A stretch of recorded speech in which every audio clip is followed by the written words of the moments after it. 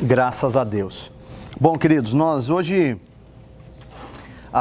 estamos iniciando a matéria A Doutrina da Igreja, MT 23, Eclesiologia. Essa é a primeira aula. E eu quero, antes mesmo de entrar na apostila, eu quero começar com um exercício prático com vocês. Antes de vocês abrirem, feche as apostilas aí, para vocês não colarem na apostila. Isso. Tá? Aí você pega uma folha de caderno em branco e eu vou te dar uns segundozinhos para você refletir um pouco. Você vai passar para o papel algumas definições básicas do que você crê ser igreja, o que você enxerga ser a igreja. Você vai definir o que é e você vai definir qual a sua missão, tá? O que é a igreja e qual a sua missão. E por último, você vai definir qual é a missão específica da sua igreja, ok? Então você vai definir o que é a igreja, qual é a missão global da igreja, ok? E você que serve aqui, você vai colocar nas suas palavras aí qual você interpreta, ou você, pela sua experiência, qual que você imagina ser a missão da igreja local aqui, a IBEP. Tá bom? Então, vou dar a vocês, 16 segundos, tá bom para vocês? Nossa! 16? 17? Mais um pouquinho? Para mim tá perfeito. Não precisa ser nada muito extenso, não. Só para a gente poder ter um ponto de partida, e antes de entrarmos na parte mais técnica, eu quero ter a oportunidade de começar com alguns aspectos mais devocionais, e aí depois a gente entra na parte mais sistemática. Podem citar textos bíblicos ou experiência de vida que você tenha.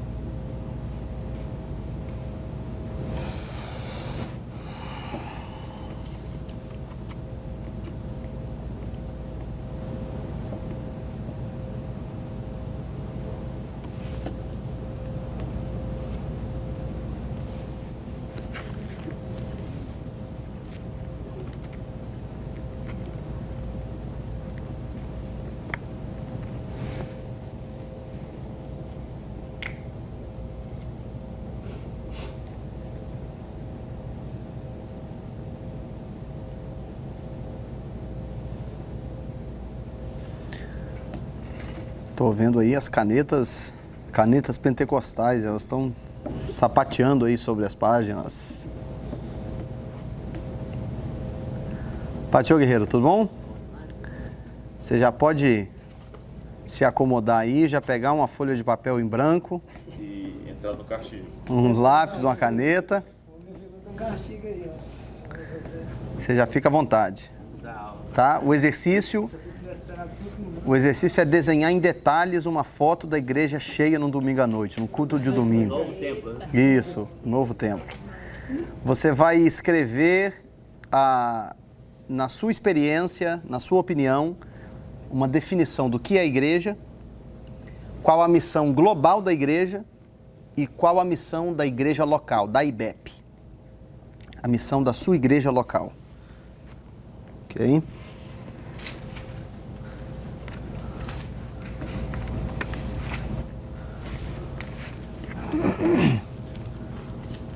prazo que eu dei aí de 17 segundos está quase vencendo, né? Isso foi vontade, não?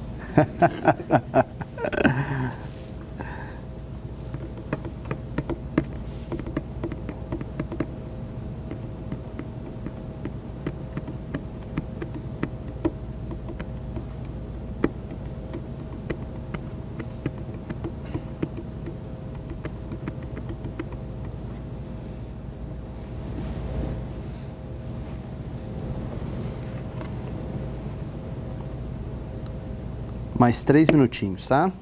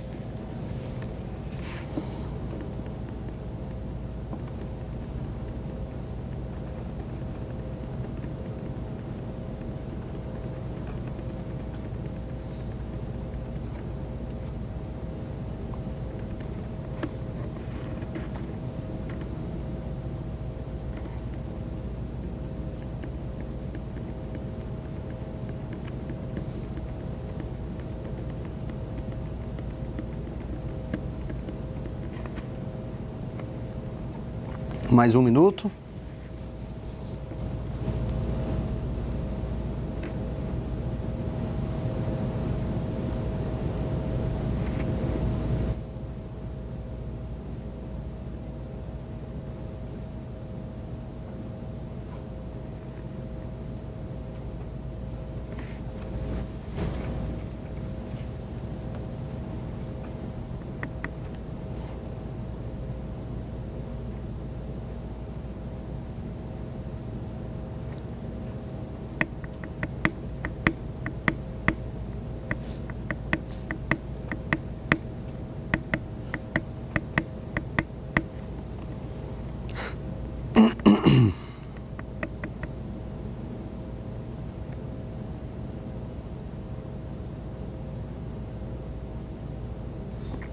Ok?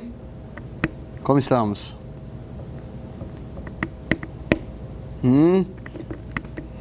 Pelo jeito, alguns estavam um pouco mais inspirados que outros, né?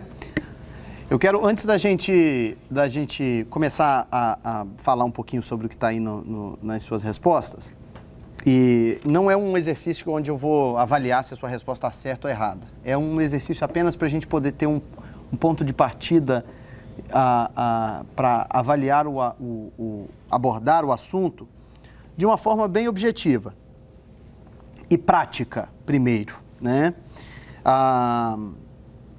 Quantos de vocês aí, na definição que vocês escreveram, quantos de vocês acham que a definição que você escreveu aí é não apenas uma definição ideal, mas é a definição real, ou seja, é a realidade do que a igreja no mundo é hoje? Quantos de vocês acham que o que você escreveu aí é a realidade da igreja? Pode levantar a mão ou dizer qual aspecto que você acha que é a realidade da igreja hoje. Não? Sim, sim. Compartilha com a gente então, por favor, pastor. Um pouquinho sobre a sua definição do que é a igreja. Minha definição foi a igreja, como o apóstolo Paulo falou, como um corpo, onde cada membro tem a sua função e sua importância, Cristo sendo cabeça desse corpo. E o propósito desse corpo é pregar a palavra a toda criatura, discipular, batizar, ensinar e ensinar a guardar as palavras do Senhor até aquele dia. Amém, amém. Como que você definiu a igreja? Pregar a palavra, estimular as pessoas a seguir o caminho do Senhor e pregar a paz. Amém, amém, amém. Você conseguiu desenrolar muita coisa aí? Não muita coisa, Sim. mas eu acho que a missão da igreja global é apontar Cristo. Não a missão da igreja, o que é a igreja? Isso. Que é a igreja. É. Eu pus a missão da igreja. Ok. Então a gente já volta para você. Qual foi a sua definição do que é a igreja? Que discípulos de Jesus, anunciar o evangelho, o ide, amar a Deus e o próximo. Ok. As irmãs aí de trás? Eu coloquei ser universal, O reino de Deus? sermos universal na igreja diferenciada na terra, Aham. servir com alegria, zelar a casa do Senhor, sermos o corpo de Cristo, abraçar todos os povos, Tudo isso é a missão, mas a definição do que é a igreja? sermos o corpo de Cristo. O corpo de Cristo. Ok. No caso, a irmã? Eu botei que igreja é uma reunião de pessoas com o propósito de adorar o Deus Altíssimo e seguir Jesus. Ok, perfeito. Maravilha, bênção. Agora, uma coisa que eu estou bem curioso em saber, como que você define a missão da sua igreja local? Qual é a missão da sua igreja local? A missão, a IBEP tem um mission statement, uma missão definida? Ou não? Daí nós vamos fazer. Vamos fazer agora. Está bem ali diante de você. Opa! Tá o quadrinho dos números ali, né? Bênção. Né? Mas eu digo assim, algo que, por exemplo, a nossa igreja tem uma missão definida. A nossa missão é conhecer, viver e compartilhar Cristo. Essa é a nossa missão como igreja. Conhecer, viver e compartilhar Cristo. E eu queria saber como que você, porque às vezes, dependendo do sistema da igreja, a igreja às vezes define qual é, ou às vezes não. Isso varia de igreja para igreja, né?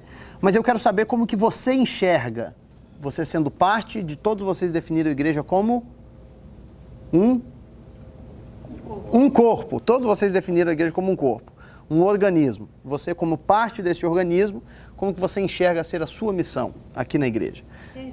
Servir. Muito bom. Transformar a vida através do evangelho. Transformar vidas através do evangelho. Fazer missões. Com certeza, né? O irmão? Salvar vidas e cuidar do rebanho. Sim, cuidar do rebanho, salvar vidas.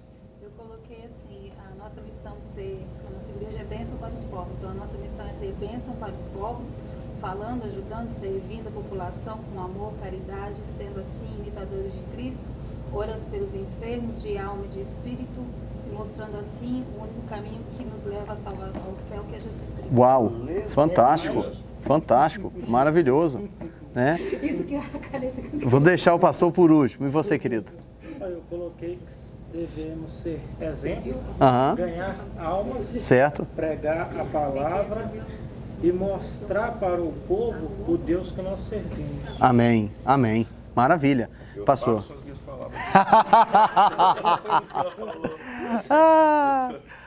Amém, amém. Mas seria, voltaria na questão de ganhar almas, discipulá-las, formar pessoas, questão de caráter, restaurar famílias, impactar a cidade. Sim, perfeito, perfeito. É importante definirmos a nossa missão como igreja. Isso é muito importante. Então, a gente já vai entrar nos aspectos bem técnicos da matéria, mas antes disso eu queria mostrar para vocês a importância de definir a nossa missão como igreja local.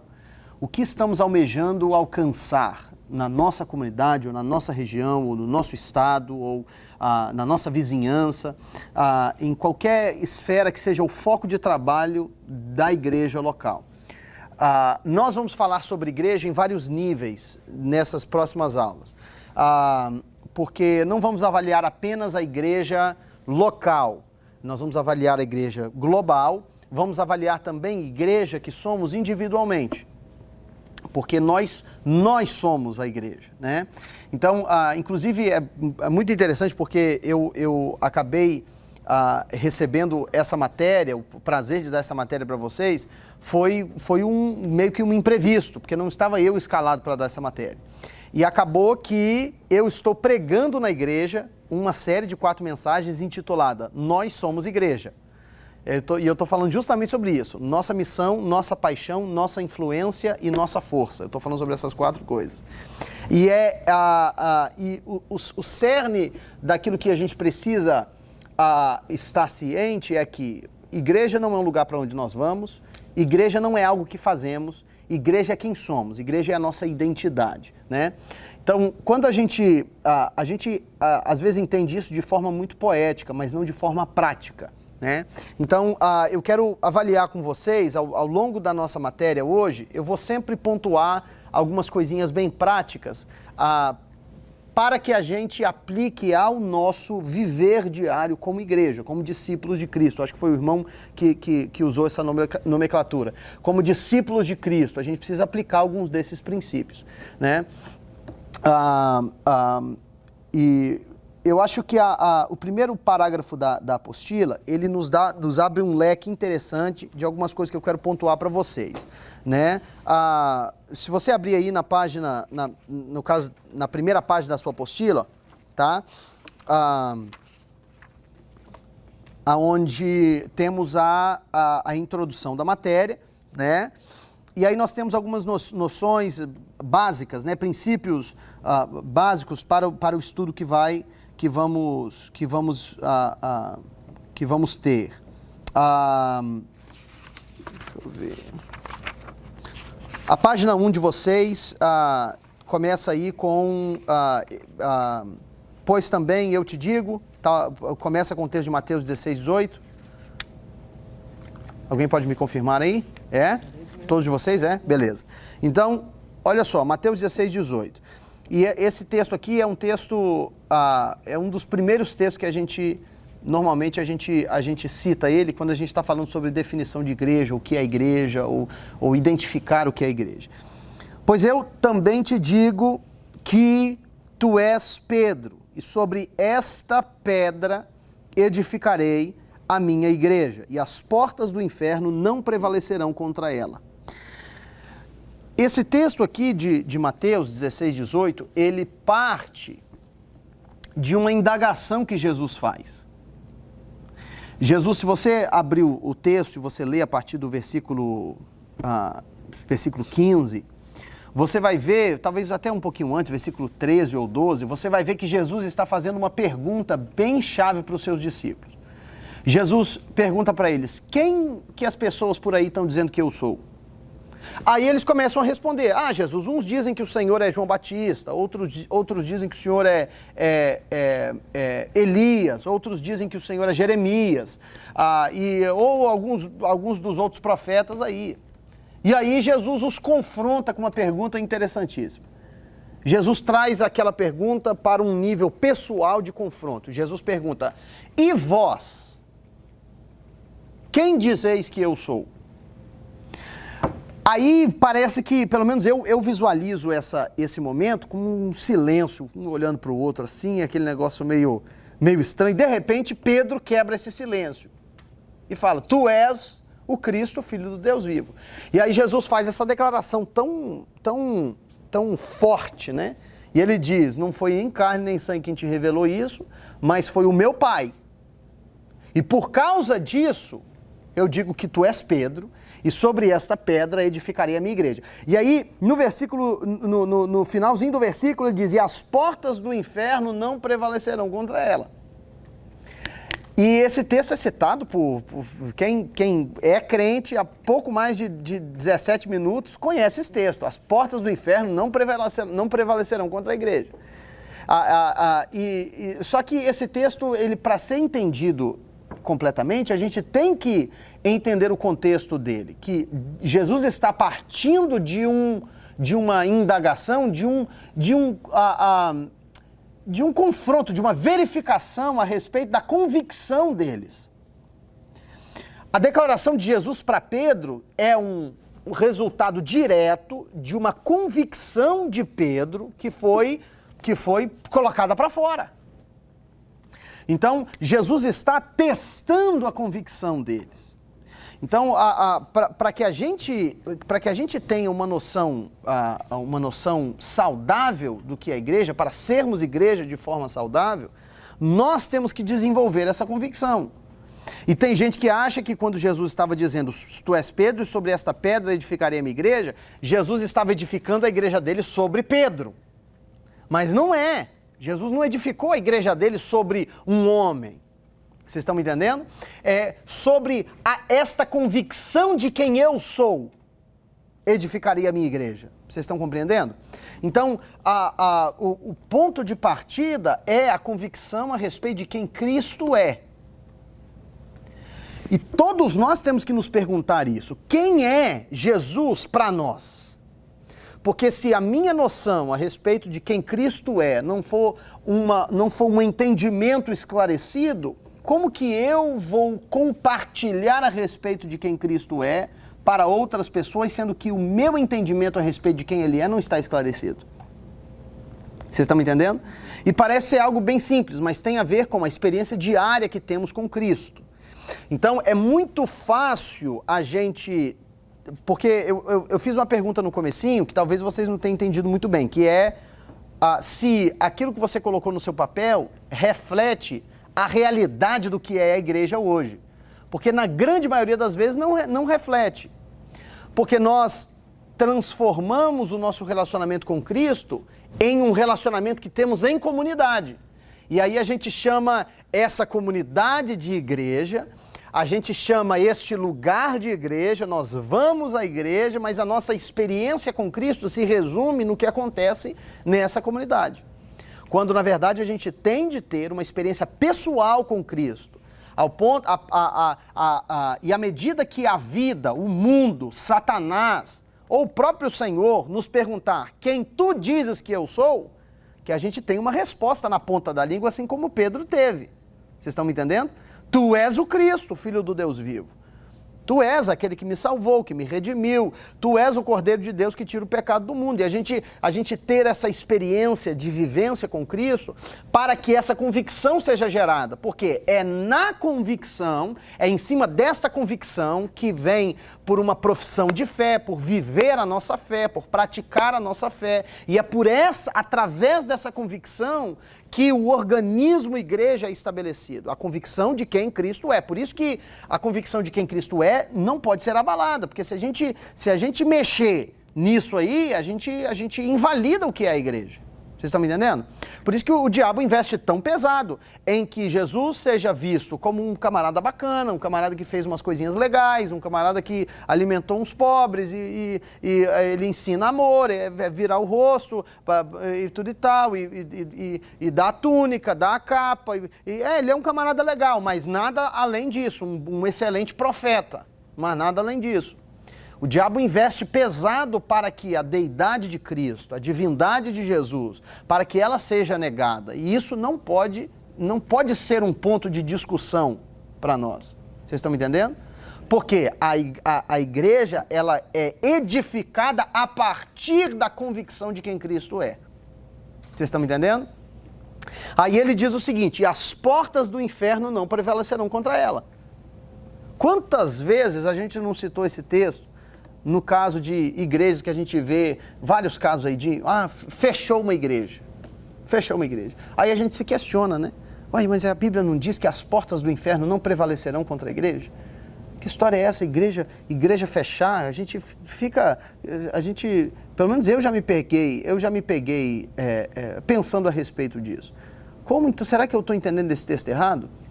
Porque o que a gente imagina? A gente imagina que toda vez que uma porta do inferno vier contra a igreja, que a igreja vai vencer, né? O conflito entre a igreja e a porta do inferno, quem vence é a igreja. Porque Jesus diz que as portas do inferno não prevalecerão. Mas eu pergunto para você já viu porta andar?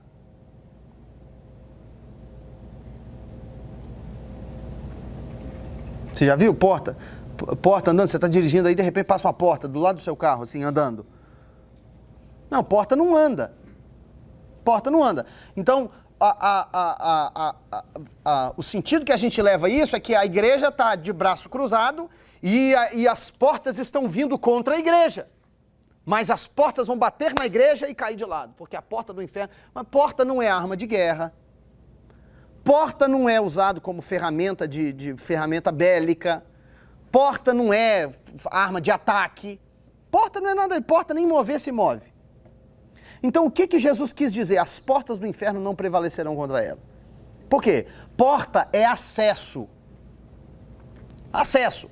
Então o que Jesus está dizendo? Jesus está dizendo o seguinte: igreja é um organismo vivo. Então, como organismo vivo, a igreja tem uma missão, que é o quê? Ir ao reino das trevas e trazer os que estão presos nas trevas para a maravilhosa luz. Só que para que a igreja vá buscar quem está preso, a igreja tem que passar pela porta do inferno. Quem está me entendendo? Porque todos que estão lá fora, o estado natural deles é ir para o inferno. Então, ou seja, para resgatá-los, eu tenho que ir no inferno buscá-los. Em que sentido, pastor Diego? Porque quem os detém é o príncipe das trevas. Então, quando a gente vê quem está preso por vício de drogas, famílias que estão em pedaços, casais que estão em migalhas, e a gente começa a avaliar o estado atual da sociedade, a gente vê que a sociedade está nas garras do príncipe das trevas. Então, para arrancá-la de lá, para arrancar a sociedade das garras do príncipe das trevas, a igreja tem que entrar no inferno e arrancar. E aí, nesse sentido, Jesus diz, toda vez que a igreja quiser entrar no reino das trevas para arrancar alguém de lá e trazer para a luz, as portas do inferno não vão poder resistir. Vocês estão me entendendo? Então, aí a gente vê um caso como aqui a IBEP, vou usar o exemplo de vocês. Um caso como vocês, por exemplo. Vocês estão entrando no reino das trevas para poder conquistar aquele prédio que Deus está entregando na mão de vocês. Aí o que o reino das trevas fez? Resistiu. Porque Jesus não disse que as portas do inferno não batalharão contra. Não. As portas do inferno não prevalecerão. Prevalecer não significa que não vai ter resistência. Vocês estão entendendo? Então, a IBEP foi lá no reino das trevas. Por quê? Esse prédio pertencia a quem?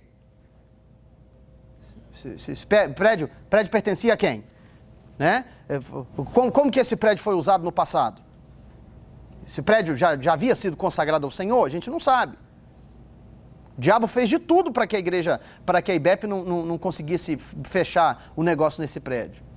Então a IBEP está entrando no reino das trevas para se apossar daquilo que foi prometido pelo Senhor. As portas do inferno tentaram resistir, mas não podem prevalecer. Vocês estão me entendendo? Esses dias atrás nós tivemos um exemplo fantástico disso.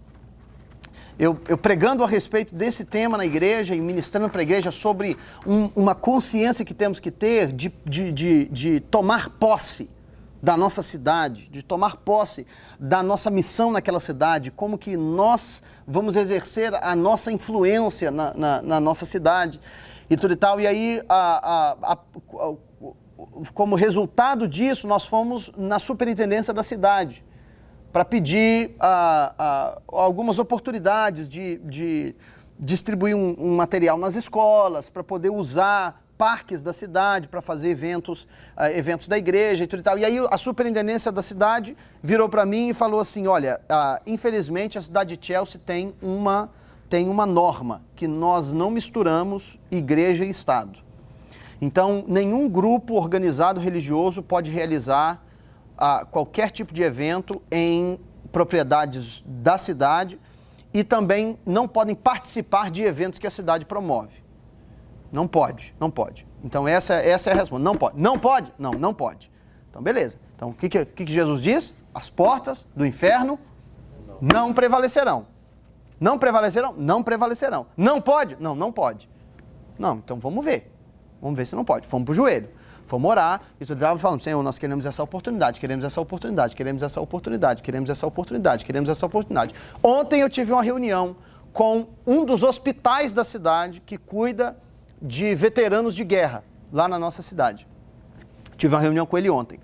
Descobri que vai ter um evento que a cidade está promovendo, no dia 4 de agosto, um evento de um cookout que eles vão fazer para os pacientes do hospital.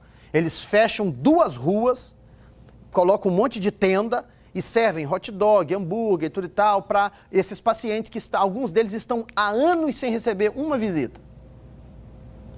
Aí fui lá ter uma reunião com esse diretor de serviços recreativos. Fui lá e conversei com ele. O nome dele é John. Falei, ô John, tudo bom? Eu sou o pastor Diego, da Full Revival Church, assim assado, aqui na cidade, e nós estamos buscando oportunidades com a cidade para poder servir. Temos vários voluntários e temos várias pessoas que estariam à disposição da organização do evento aí para fazer o que for necessário, o que for preciso, setup, tear down, limpeza, acompanhar os pacientes, o que for necessário a gente está disposto a fazer, a gente quer ajudar e a gente quer servir a cidade. Aí ele olhou para mim e falou, pastor, a gente precisa da ajuda de vocês. Precisamos.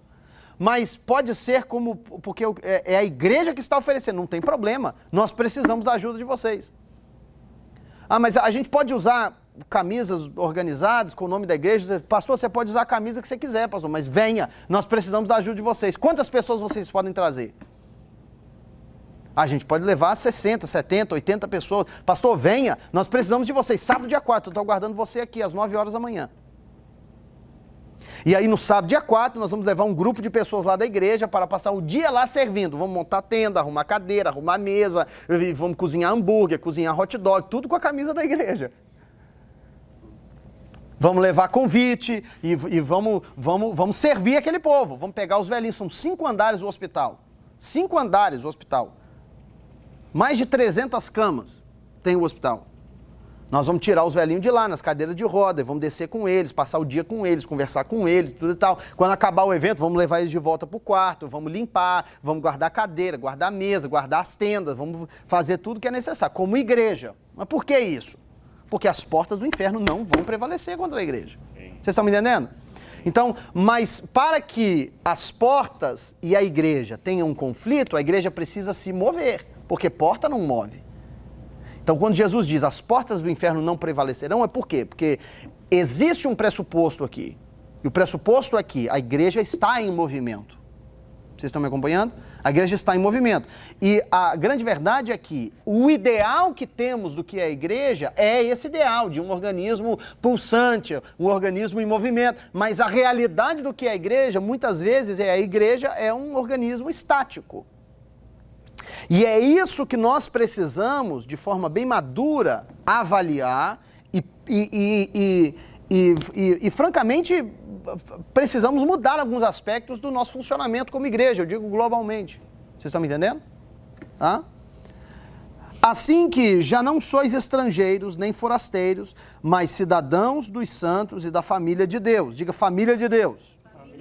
Edificados sobre o fundamento dos apóstolos e dos profetas, de que Jesus Cristo é a principal pedra da esquina, ou pedra angular, dependendo da versão, no qual todo o edifício bem ajustado cresce para templo santo no Senhor, na qual também vós juntamente sois edificados para a morada de Deus em Espírito. Efésios 2, 19 a 22. Texto de Atos 9, 31.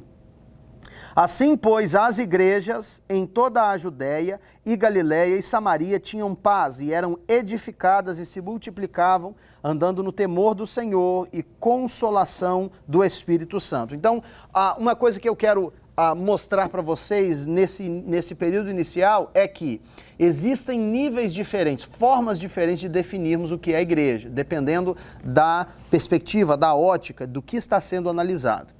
Então, nós vamos falar hoje da igreja global, a igreja universal, digamos assim. Vamos falar das igrejas locais, vamos falar da igreja individualmente, como nós podemos viver a missão do que é a igreja. E aí, no decorrer da lição, eu vou fazer algumas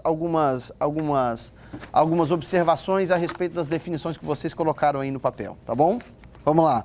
Se você fizer um pequeno passeio pelo bairro onde mora, verá que não será preciso realizar nenhum esforço para encontrar alguma igreja evangélica instalada nele. Há bairros em que há mais igrejas evangélicas instaladas do que bares ou botecos. É verdade também que, se você adentrar em algumas dessas igrejas, poderá sair de lá maravilhado ou aterrorizado, infelizmente, com as coisas que poderá presenciar. ao analisarmos as igrejas evangélicas em geral com um olhar investigativo, podemos ver que há virtudes em muitas delas e erros em todas elas. Né? Eu lembro de uma história interessante de uma pessoa que, de um pastor que estava reclamando para o outro, dizendo que a igreja dele estava com muito problema, mexer com gente é problemático demais, é problema aqui, é problema ali, é problema acolá e tudo e tal. Aí o outro pastor que era mais experiente virou para ele e falou: meu companheiro, você quer ter uma igreja sem problemas? Ah, rapaz, é o que eu mais sonho. Você quer ter uma igreja sem problemas? Eu vou te dar o segredo para você ter uma igreja sem problemas. Qual é? Você tira todo mundo de lá, sai você também, deixa o templo vazio e fecha a porta. Ela vai ficar sem problemas, né? Se você não quer ter problemas, vá ser veterinário, porque mexer com gente é ter problemas, né? Então eu acho interessante essa colocação dele, virtude em muitas delas e erros em todas elas, né? Vemos o uso da palavra igreja por toda parte, mas seu significado é frequentemente muito diferente. Algumas pessoas usam igreja para descrever um belo edifício no centro de uma praça proeminente, outros a usam para descrever uma organização religiosa mundial. As definições confusas de igreja em nosso tempo muitas vezes vedam o significado original desta palavra, quando aplicada no Novo Testamento ao povo de Deus. Alguma vez você já se questionou ou então foi questionado por alguém sobre qual é a origem da igreja? Por que e para que nós precisamos dela? De que maneira a igreja pode vir a se tornar uma bênção em nossas vidas? As respostas a essas e outras perguntas poderão ser encontradas no conteúdo dessa apostila. Então vamos olhar primeiro a etimologia da palavra, a eclesiologia, né? Eclesiologia. Do grego eclesia, assembleia, congregação ou igreja, e a palavra logos, revelação, palavra, discurso, doutrina, raciocínio. Podemos definir eclesiologia como uma reflexão científica sobre toda a realidade da igreja à luz de quanto Deus nos revelou para alcançar um conhecimento orgânico e proveitoso para a igreja.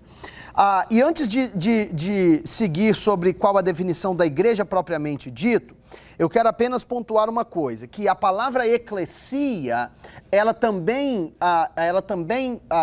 significa chamados. Chamados. Mais precisamente, chamados para fora.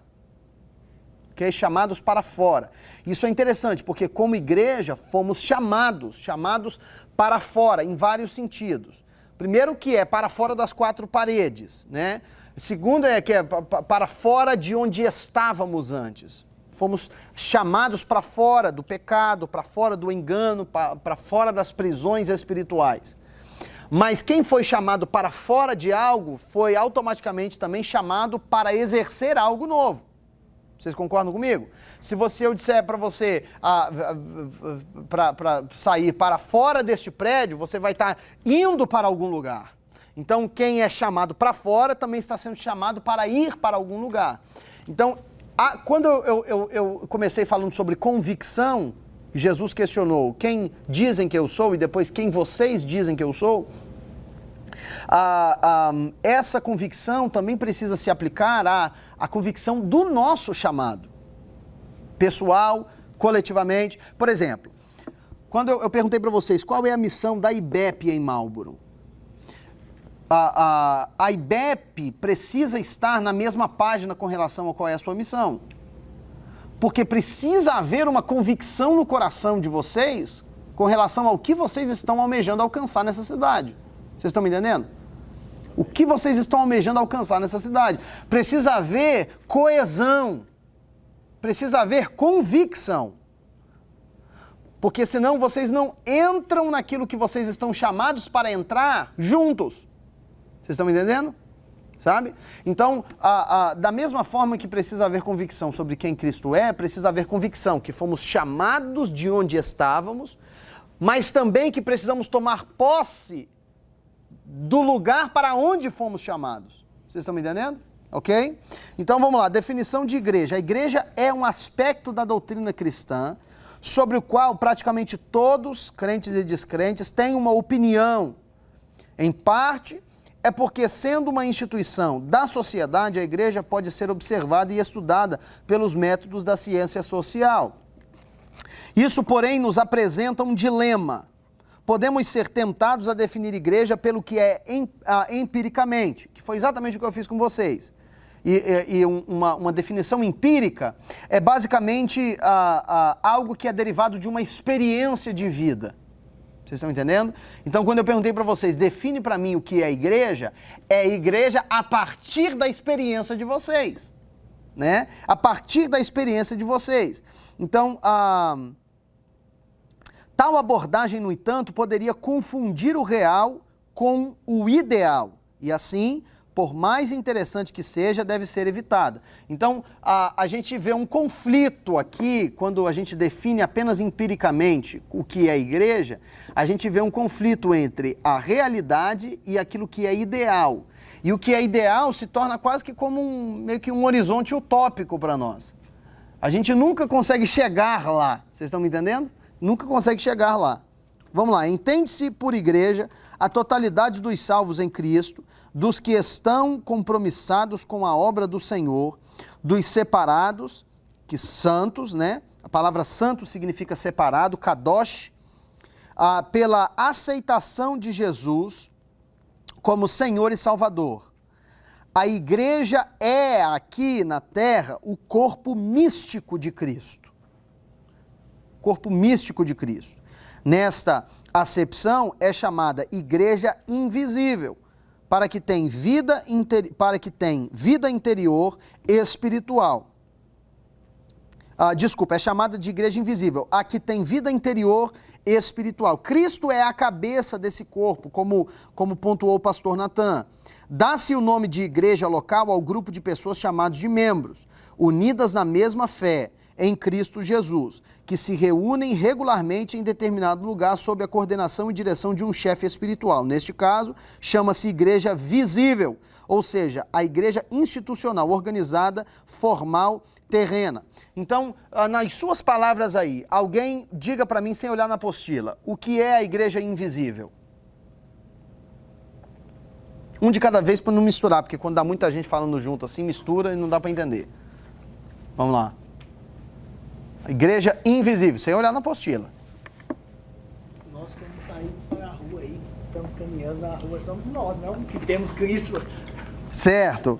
A igreja invisível seria formada por todos os santos. Sim. Todos que têm Cristo. Exatamente. É o corpo místico de Cristo, é fazer parte do corpo. Ok? É a igreja invisível. E quando a gente fala da igreja visível, o que é a igreja visível? Seria organizada. É a igreja organizada. Entendeu? Um exemplo prático disso são as cartas das 7 igrejas da Ásia Menor. Cada grupo chamado de igreja, a igreja em Éfeso, a igreja em Laodiceia, a igreja de Tiatira, ao anjo da igreja em Sardes, a igreja de tal, a igreja tal, a igreja tal. Paulo escreve cartas à igreja em Tessalônica, aos Tessalonicenses, a igreja aos Gálatas, no caso a igreja na Galácia, a igreja em Corinto, aos Coríntios e assim por diante. Né? Então essa é a igreja local, a igreja visível. Então vamos olhar como que essa aplicação pode ser expandida um pouco, ok? O break de vocês é que horas? 9? Tá. Só para eu poder me programar aqui no desenvolvimento da minha lição. O início de tudo. Para entendermos a origem da igreja é necessário que façamos uma viagem no tempo. A igreja, como família de Deus, começou no Jardim do Éden. Ali Deus manifestou o seu propósito de reunir uma família, um povo só seu. Desde o princípio esteve no coração de Deus o desejo de que o seu povo estivesse reunido em um ambiente onde pudesse prestar a ele louvores e uma adoração coletiva. O desejo de Deus sempre foi o de habitar no meio do seu povo. Então aqui eu quero abrir um parêntese. Por quê? O que vocês estudaram na matéria passada, vocês estudaram a tipologia do tabernáculo. E o autor aqui, ele começa a abordar um pouco, ele vai para Êxodo 25, ele começa a abordar um pouco justamente o que acontece nos dias de Moisés durante a peregrinação do povo no deserto. Quando o tabernáculo, o tabernáculo foi edificado por Moisés sob a orientação do Senhor, revela o desejo de Deus desde o princípio, o desejo de Deus de se revelar ao seu povo, às suas criaturas. O desejo de Deus de estar em comunhão com o seu povo. Ok? Isso é desde, na verdade, do Éden. O que acontecia na viração do dia? Todo santo dia, o que acontecia na viração do dia entre Deus e Adão? Deus vinha, se encontrava com Adão e eles, né, batiam um papo. Cafezinho da tarde, né? Eu acho que Adão, talvez, se Adão fosse mineiro, Adão fazia lá um pãozinho de queijo, um cafezinho, né? Se fosse goiano, não, piqui não, porque esse negócio de piqui não... Adão certamente sabia fazer uma pamonha, né? Mas o anseio de Deus era comunhão. Quando Adão introduz o pecado à humanidade, aquela comunhão, ela é cortada, ela é interrompida. E a partir dali, Deus então começa um projeto de restabelecimento dessa comunhão. Essa é a história da Bíblia. Essa é a história da Bíblia. A história da Bíblia é como Jesus restabeleceu a comunhão rompida por Adão. Essa é a história da Bíblia. Desde o Gênesis até o Apocalipse, a Bíblia está contando a mesma história. Se você avaliar a Bíblia como uma história linear, você vai ver que em todos os passos, a Bíblia está contando a história de como Jesus se manifestou para resolver o problema que Adão criou. Essa é a história. Então, por quê? Porque Deus queria reconectar essa comunhão que havia se rompido no Éden, porque Deus tinha o desejo de se revelar às suas criaturas. Deus tinha o desejo de se manifestar e ter comunhão com o seu povo. E aí, Deus então chama Abraão, ok? Porque até Moisés, com o povo de Israel no deserto, o relacionamento de Deus era com indivíduos. E aí Deus chama Abraão, faz uma aliança com Abraão, tudo com indivíduos. Abraão então abençoa Isaac, Isaac continua carregando essa promessa, e aí Isaac então abençoa Jacó, achando que estava abençoando Esaú, mas abençoa Jacó, e aí Jacó vira Israel, e aí Israel tem seus filhos, vão para o Egito, e aí morre o faraó que conhecia José, se levanta um faraó que não conhecia José, vocês conhecem toda a história, e aí daqui a pouco o povo que estava no Egito como convidado passa a estar no Egito como escravo, e aí 430 anos depois, está o povo escravo no Egito, e aí Deus levanta Moisés, parece que a história se perdeu, né? Parece que o plano se perdeu, parece que a coisa foi pro buraco. E aí de repente, Deus levanta Moisés, chama um homem, tudo relacionamento individual, desde Adão, Noé, relacionamentos individuais, tá? 100 relacionamentos individuais. E aí chama Moisés tira o povo do Egito sob a orientação do Senhor, vai para o deserto e tudo e tal. E daqui a pouco Deus leva Moisés para cima do monte, e aí mostra Moisés o tabernáculo, e aí diz, Moisés, é o seguinte, agora você vai fazer lá embaixo aquilo que você viu no monte, de acordo com o que você viu no monte. E aí Moisés começa e constrói o tabernáculo. Vocês já estudaram no mês passado, então deve estar fresco na memória de vocês, né?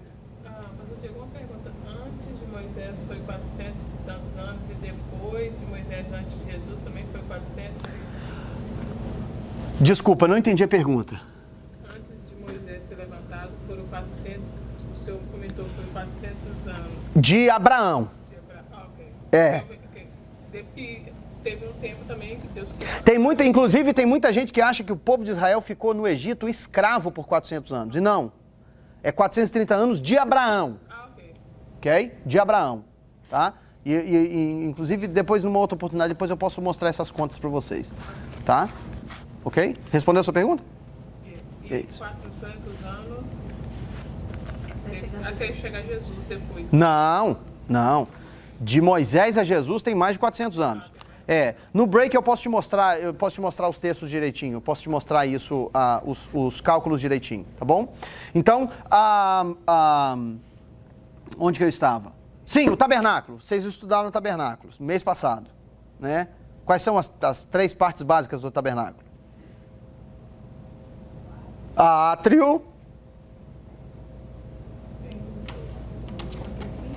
Pastor Natan não vale, hein? Hã? Não, gente. As três partes básicas do tabernáculo. Opa! Átrio, lugar santo e o Santíssimo. Santíssimo lugar, né? Santíssimo lugar. Quais são os móveis que tinha no átrio? Não vale televisão. Hã? Televisão. No átrio É. era a pia A pia de bronze. Onde estava o negócio do sacrifício lá no e meio. o altar do sacrifício. E o altar, né? O altar e a pia de bronze, ok? O que tinha no lugar santo? Quantos móveis tinha?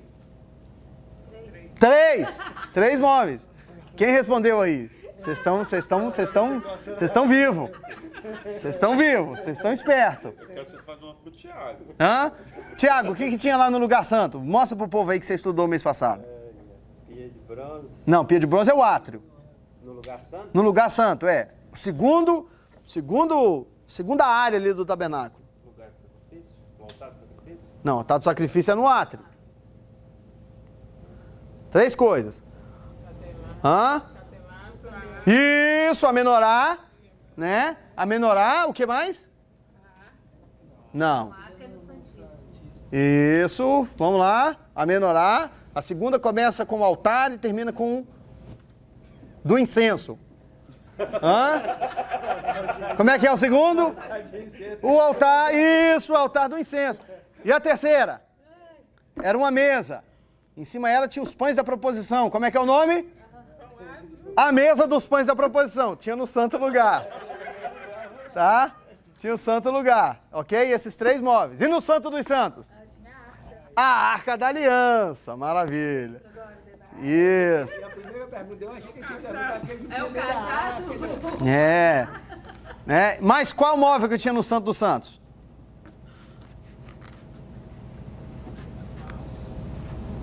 Tinha a arca, que dentro dela tinha as tábuas da lei, o maná e a vara. Isso, só tinha a arca no santo dos santos. Estou só vendo se vocês estão espertos mesmo.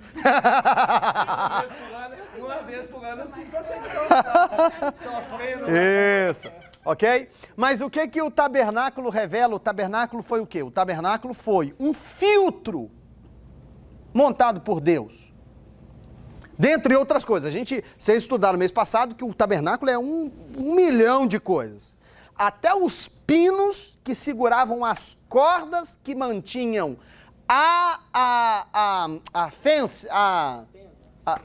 que seguravam a tenda, mas que seguravam também a cerca. Até os pinos, a forma como os pinos eram colocados na terra, até os pinos simbolizavam Cristo.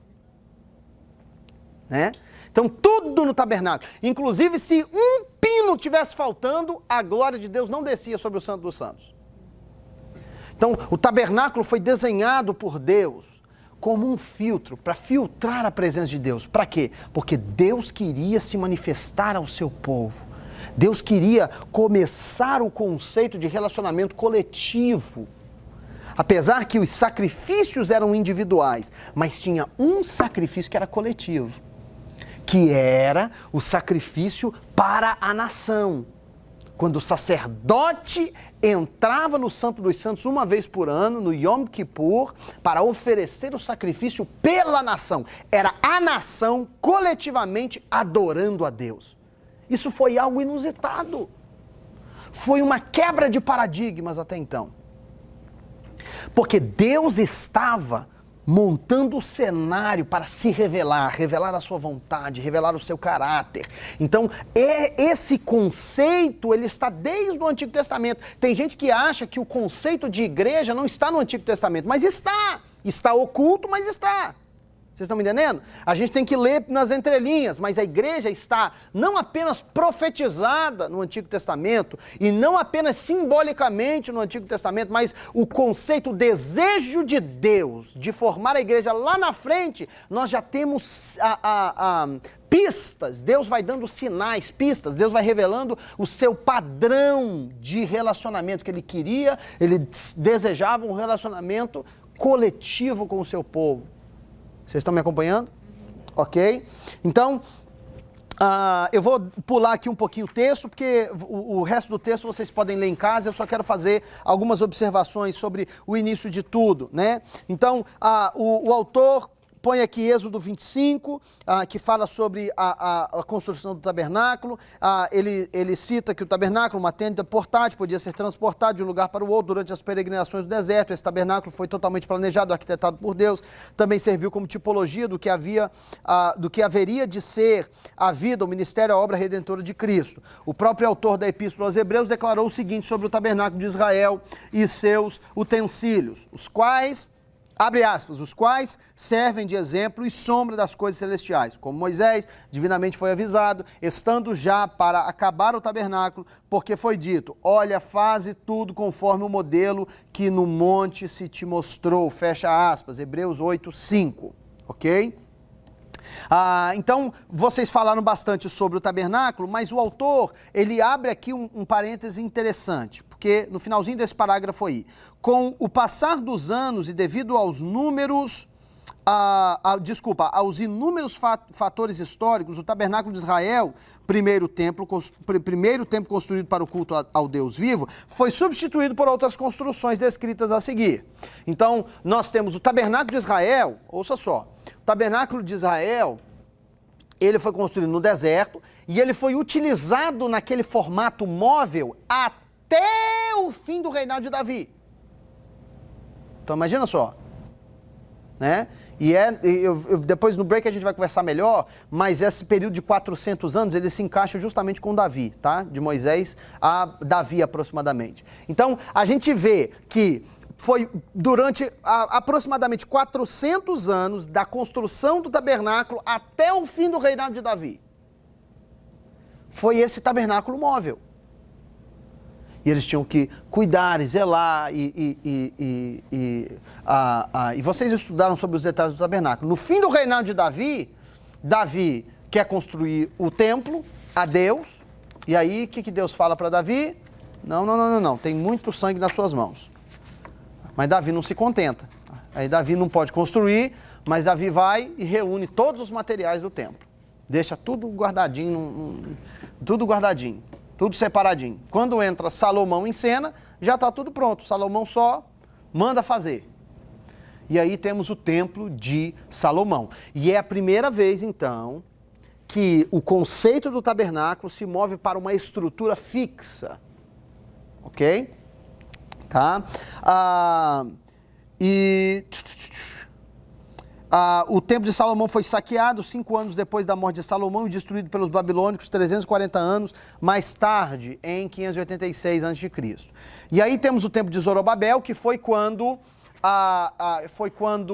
Esdras e Neemias retornam do cativeiro babilônico. Vocês lembram dessa história, ok? Esdras e Neemias, junto com Zorobabel, eles reconstroem a cidade de Jerusalém. Neemias trabalha nos muros, Esdras reconstrói o altar ao Senhor, e aí Zorobabel, juntamente com Esdras, eles então trabalham na reconstrução do templo do Senhor, ok? E aí nós temos, inclusive, alguns dos profetas menores, mais especificamente Ageu, que profetiza justamente nessa época, e Deus clamando para que, Deus chamando a atenção do povo para o fato de que eles estavam construindo as próprias casas, mas a casa do Senhor ainda estava em ruínas, né? Então, tem o templo de Zorobabel. Também foi chamado de segundo templo, construído depois da volta do cativeiro, permaneceu durante 500 anos. E o templo de Herodes, e foi nesse templo que Jesus entrou. Foi desse templo aqui que Jesus disse, não ficará aqui pedra sobre pedra, que não será derribada. ok? E o templo de Herodes não foi, eles não destruíram o templo de Zorobabel. O templo de Herodes foi, na verdade, uma ampliação do templo de Zorobabel, ok? E foi construído por Herodes o Grande, era um edifício realmente magnífico, de mármore e ouro, cercado por pátios, e foi destruído pelos romanos mais ou menos no ano 70 depois de Cristo, ok? Ainda assim, o modelo da igreja que conhecemos hoje não veio dos templos antigos, e sim de outra organização formada durante o tempo em que o povo de Israel ficou cativo na Babilônia. Essa organização recebeu o nome hebraico de Kahal, que significa reunidos juntos. Ok? E a Kahal foi considerada como sendo a igreja do Antigo Testamento. A tradução dessa palavra para o grego, que é o idioma usado no Novo Testamento, é sinagogue. Ok? De onde vem a palavra sinagoga. Sinagoga dos judeus. Ok? Então aqui a gente está olhando de onde veio o conceito do que é igreja no sentido visível. Reunidos, juntos, ok? Em português essa palavra é traduzida como sinagoga. Vejamos um pouco mais sobre ela para que nós possamos entender em que aspecto ela se assemelha à igreja nos dias atuais, ok? Então, algo interessante que eu quero pontuar para vocês é o próximo ponto, a sinagoga e a sua estrutura, ok?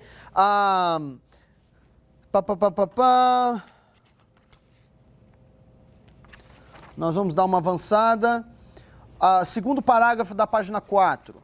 O objetivo da sinagoga era instruir os filhos de Israel nas coisas de Deus, para que não se esquecessem dele e assim fossem absorvidos pelas religiões do lugar para onde tinham sido levados. Muitos anos depois, o povo de Israel retornou da Babilônia e reconstruiu o templo que havia sido destruído por Nabucodonosor. Mesmo com a reconstrução do templo, a sinagoga permaneceu em atividade. Então, uma coisa interessante que precisa ser notado é que, desde quando o povo voltou do cativeiro babilônico, ok? Que se criou essa noção de sinagogas. E a sinagoga, tem muita gente que acha que a sinagoga é o templo. Mas não. O templo existia, mas eles tinham sinagogas onde se reuniam. Vocês então estão entendendo a diferença? Ok? Tá? Então tem aqui uma foto de um modelo de uma sinagoga na época de Jesus, e nos dias de Cristo a sinagoga tinha um papel muito importante para a comunidade judaica, já que ela era o centro de educação religiosa e de orientação espiritual do povo. Quando Jesus iniciou o seu ministério, a sinagoga representava uma grande força em sua terra, que não poderia ser ignorada. Então, uma coisa que eu quero pontuar aqui para vocês, e aqui a gente vai começar a fazer distinção entre a igreja visível e a igreja invisível. Tá? Então, uma coisa importante é, a estrutura física que nos reunimos, esse prédio que nós estamos aqui agora, esse prédio aqui, eu o compararia à sinagoga. A sinagoga. Agora, o templo era onde a glória de Deus se manifestava, era onde tinha o átrio, o lugar santo, o santo dos santos, era onde tinha a Arca da Aliança, e pelo menos na época de Cristo a Arca da Aliança já não estava mais lá, porque a Arca da Aliança havia sido roubada, mas a Arca da Aliança, de acordo com o tabernáculo, e era o templo, o funcionamento do templo, lá tinha o sacerdote, o sumo sacerdote, lá tudo funcionava, era o templo. Então, o templo eu compararia a nós. Nós somos o templo. O que a Bíblia diz? Que o nosso corpo é templo do Espírito. Então, é muito perigoso quando no conceito espiritual a gente acha que este lugar é a igreja. Então, eu diria até o seguinte, uma forma de entendermos isso. Eu diria que no culto de domingo aqui, o louvor tocando, Deus se manifestando, daqui a pouco vem o pastor Natan, prega uma mensagem impactante para você, e você fica tocado, é a presença de Deus e tudo e tal, e aí quando você acaba o culto, aí o pastor Natan dá a bênção apostólica e todo mundo está indo embora. Quando você está saindo daqui, você não está saindo da igreja, é a igreja que está saindo do prédio. Vocês estão entendendo? a igreja, porque o templo está aqui. Vocês estão entendendo? Essa é a diferença. Isso aqui é como uma sinagoga. É apenas o lugar onde a igreja se reúne. Vocês estão entendendo? Tá? E é importante fazer essa distinção. Por quê? Porque essa distinção, ela nos faz entender o conceito de autoridade espiritual que precisamos exercer. Autoridade espiritual. Né? Eu acho interessante. Tem gente que acha que para evangelizar alguém, precisa trazer aquela pessoa para esse lugar. E aquela pessoa tem que conversar com o pastor Natan. Se tem alguém doente, você está doente, meu Deus do céu, então deixa eu ligar para o pastor Natan, porque é o pastor Natan que vai vir orar por você.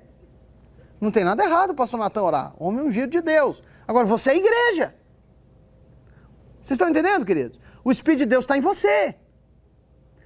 E a gente, quando nós não entendemos esse conceito de que eu sou igreja, quando eu estou saindo desse lugar, não é eu que estou saindo da igreja, é a igreja que está saindo daqui. Eu tenho que entender que a palavra de Deus me acompanha. A autoridade de Deus está sobre a minha vida. Eu fui lavado, remido pelo sangue de Jesus. Em mim está o poder do Espírito Santo de Deus. O Espírito Santo de Deus fala comigo. É a igreja que está saindo daqui. Então, se é a igreja que está saindo daqui, eu tenho autoridade para pôr a mão sobre o doente e orar e pedir que seja curado, para orar pelo cativo e ele será liberto. Vocês estão me entendendo? Isso muda a nossa postura. Muda a nossa postura. Porque senão a gente fica acuado, escondido atrás dessa fachada. E a gente só é igreja quando a gente está aqui dentro. Não, quando está aqui dentro, a gente canta. Pisa na cabeça do inimigo e declara: sou mais que vencedor, ele é o leão da tribo de Judá, Jesus. E a gente canta: vem com Josué lutar em Jericó. Você acha que eu sou muito novinho, né? Sou nada. E as muralhas ruirão. Hey, hey, hey! E a gente até tem coreografia. Né? Você tem mais de 30 anos de idade, essa é pra você, hein? Persegui os inimigos e os alcancei, os consumi, os atravessei, sobre os mesmos, Senhor, caíram, não mais se levantaram. Maravilha, aqui dentro a gente tá né? Aí quando sai, lá pra fora, acabou, nada de marchar, nada de declarar, nada de levantar a mão. Nossas orações é tudo isso. Verdade ou não, queridos? Hã? Quando você vai quando está aqui dentro da igreja, faz uma refeição aqui dentro da igreja, você vai orar pela comida. Pai Celestial, abençoa este alimento. Mas quando você está na churrascaria ali, prato de comida na frente, quando lembra de orar?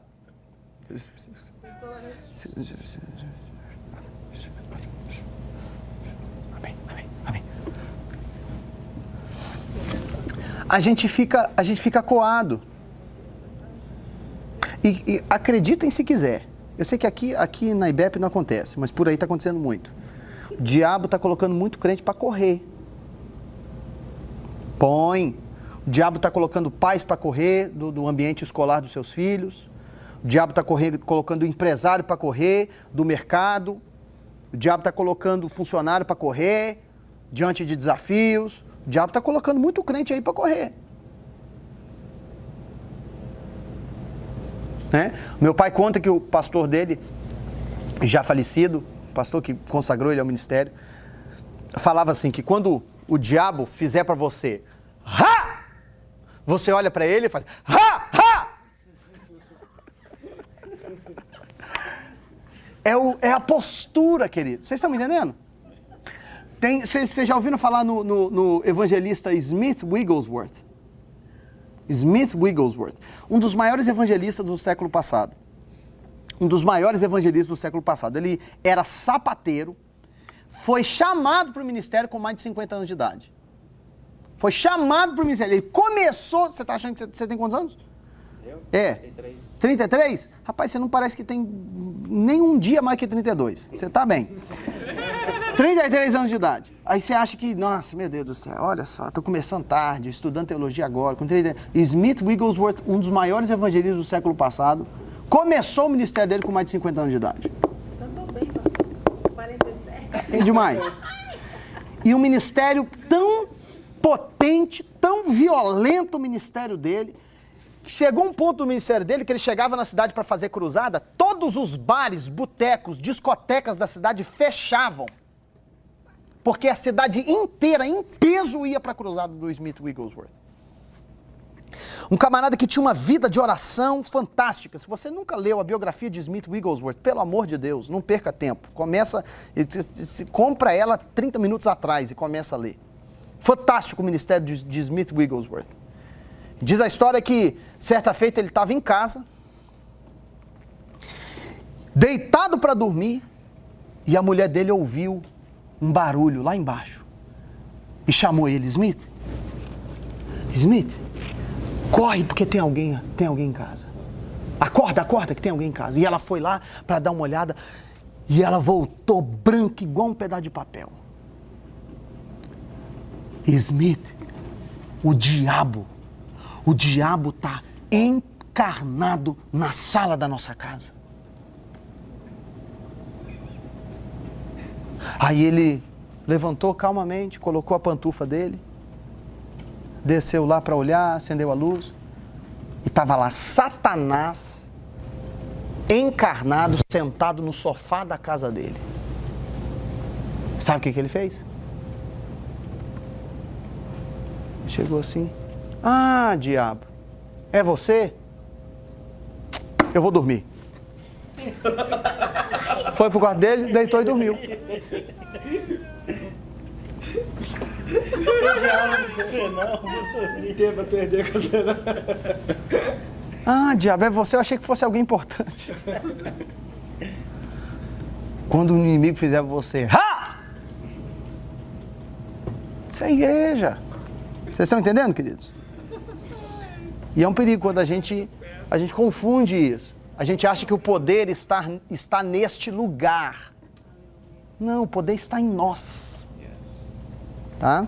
Então, se eu levantar de madrugada pra cá, eu acho que eu vou lá na igreja orar às 3 horas da manhã sozinho. É melhor orar no lugar. Não tem nada contra. Não tem nada errado com vir orar junto com os irmãos. Não tem nada errado com isso. O negócio é a nossa atitude, a nossa forma de viver. Vocês estão entendendo? Nossa forma de viver. Isso que tem que mudar. Nossa postura. Vocês estão entendendo? Tá? Ok? Vamos lá. Então, depois do Templo de Jerusalém, era a instituição religiosa mais importante. Depois do Templo de Jerusalém, era a instituição religiosa mais importante. Ele está falando da sinagoga. Apesar de amar e zelar pela casa do Pai, o templo do Senhor Jesus, a casa do Pai, o templo, o Senhor Jesus identificou-se mais com a sinagoga. A gente vê por várias vezes Jesus na sinagoga. Aquele texto em que Jesus leu os escritos de Isaías na sinagoga. Tá? Jesus faz declarações bombásticas em sinagogas. Hoje esta palavra se cumpriu entre vós. Declarações que Jesus faz em sinagogas. A grande vantagem da sinagoga era que ela se achava mais acessível ao povo geral. Por causa disso, foi nos cultos da sinagoga que a igreja cristã inicialmente causou maiores impactos. Em algumas sinagogas realizavam-se reuniões onde fervilhavam intrigas políticas e ideias de revolta contra o governo romano, mas outras eram bem tradicionais, acomodadas, que evitavam entrar em controvérsias. Embora não se possa afirmar que houvesse duas sinagogas exatamente iguais, algumas características básicas eram comuns à maioria. Todas elas eram semelhantes no aspecto de possuir as 4 peças de mobiliário, as quais eram a arca, o bema e os bancos. Eu acho que na nossa aula na próxima quinzena, a gente deve falar um pouquinho mais detalhes a respeito disso, tá bom? E as lâmpadas do menorá, ok? A maior parte dos interesses das sinagogas era administrada por uma comissão de 10 anciãos. A liderança principal era exercida por 2 homens, os quais eram o chefe da sinagoga e o Razan. né, que era um funcionário da sinagoga, tipo um assistente encarregado de retirar o baú dos rolos que deveriam ser lidos, e na ocasião que Jesus leu o livro de Isaías, assim que terminou a leitura, devolveu-o ao assistente. Lucas capítulo 4, versículo 20. E cerrando o livro e tornando-o a dar ao ministro, assentou-se e os olhos de todos na sinagoga estavam fitos nele. Então, se refere a essa figura. Quando o Senhor Jesus iniciou o seu ministério, haviam entre os judeus diversos grupos, todos com objetivos próprios, mas nenhum deles admitia abrir espaço para ele exercitar ali sua liderança. Fortemente resistentes à mudança, sentiam-se ameaçados por um forasteiro que afirmava possuir um reino e ter vindo de Deus, ok? Então, nós vamos ter o nosso break agora. O break é o quê? São 3 minutos, né? 3. Já diminuiu para 2 aqui, porque quando está para encerrar o curso assim, vai diminuindo para 2, para 1,5. Você acabar de tomar um copo de café quente, você chama lá. O que? 10 minutos? 15? 15? Tá, vamos fazer um pouquinho menos de 15, né? Porque a gente começou um pouquinho, demos um descontozinho no começo, tá? E aí a gente pega de volta então na página 6, falando sobre a edificação da igreja, aí a gente vai entrar em aspectos mais interessantes aí para vocês. Amém? Amém. Bênção pura. Glória a Deus.